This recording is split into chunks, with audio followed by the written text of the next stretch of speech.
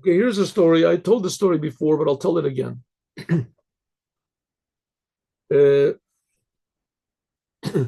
when I came to Israel, this was, let's see, about 50 years ago. 50 years ago, I came to Israel and I got married a couple of years after. And then for a while, I was learning in what's called a kollel. A kollel is places where married men can sit and learn Torah, and there are people that donate money. They want the merit of learning Torah to be in their name, and they, for whatever reason, cannot learn Torah, or they can, but they don't think it's sufficient. And because they provide the funding for these kollels, kollels, you sit and learn Torah. But so one for a while, I was learning in a kollel. It was arranged for me by somebody, a kollel in Tel Aviv, which that was pretty interesting in itself. I mean, the place where we learned Torah, there was a place called Beit Marmarosh, which Beit Marmarosh was some sort of an area in Hungary where all there's left is just names of families that the Germans just wiped everybody out. They have a room there where they has, whole cities and towns and just names of families. Just did something, a little of a room over there with the Beit Marmarosh. Anyway, to remember these people that were all that there was such a thing. In any case, that's not what I want to talk about. But I also have interesting stories about that. But this is a story I used to go there by bus. I would take a bus. So my nature is I like to talk to people. I like to talk to people. So someone was sitting next to me. I said to him, hello. It was a clean shaven Jew, older fellow, maybe is in his 60s, maybe young 60s, had a big keep on his head. I struck up a conversation. We're talking about, he said, where are you from? I'm America, etc. I told him, I said, somehow whether we got talking about university. He said, tell me, did you ever, he said that he learned philosophy. I said, I happen to have a degree in philosophy. I learned at the University of Michigan, and I have a degree in philosophy. So I said, oh, did you ever hear about Martin Buber? So I said, yes, I did. I heard about Martin Buber, and I read some of the things that he wrote, and it was very unimpressive to me. I was not religious when I read the things, but it very much did not impress me. It was very difficult for me to even to continue reading what he said. I just didn't like what he was saying. I don't know why I didn't like it, but I just didn't like it. And then afterwards, I read another book of his. He had a book which is called, what was it? I don't remember what his book. Anyway, he had a book about Tales of the Hasidim. So I read them. I read like two stories and I closed. This is before I was religious. I really did not like those stories. I didn't like the stories at all because in the end, it always came to some surrealistic, meaningless ending. Everything had to have some sort of a, to show that Judaism is like, how do you say, the ultimate paradox. It's not understandable, and that's Jews. Okay, anyway, so that's a different. So he said, "Oh, I got a good story to tell you about Martin Buber." And so I said, "Okay." So he starts telling this story, and I figured if the story wasn't interesting, so I'll say, "I'm sorry, I got to get off," which I did have to get off, right? So I listened. So he said, when he was a young man, he was religious. Was in Germany, from Germany, and a lot of the German Jews, they didn't have beards or anything like that. A lot of them didn't walk even around with kippas on their head. That's where the whole reform movement started around. But he wasn't reformed. There was Shimshon Royal Foyle Hirsch, people that went of him, and they were truly, God-fearing religious people. So I guess maybe he was like in those. Anyway, so someone told him, a friend of his, he said that tonight there's going to be a lecture from Professor Martin Buber. He was a professor in philosophy. Professor Martin Buber on the Hasidim.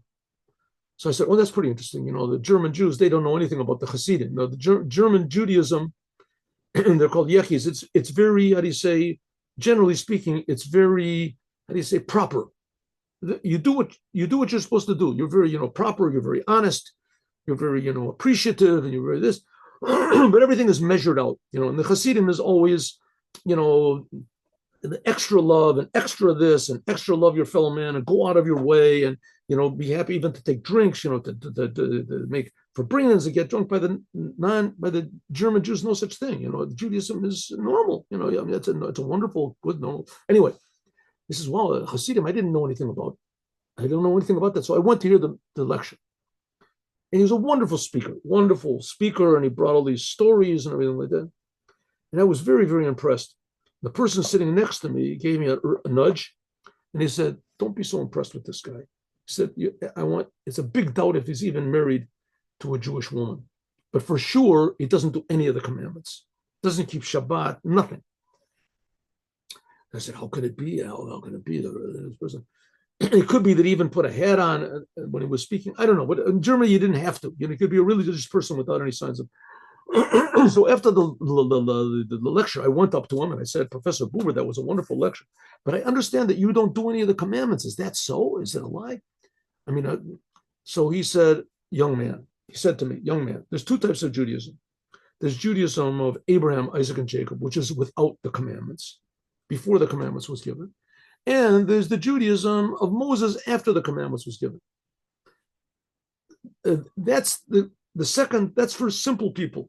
For simple people, and I'm of the superior level of Abraham, Isaac, and Jacob, and they did not require the Torah in order to be attached to God, and that's my level. So I said, I don't think you're right, Professor. Excuse me, but I don't think you're right. You have to.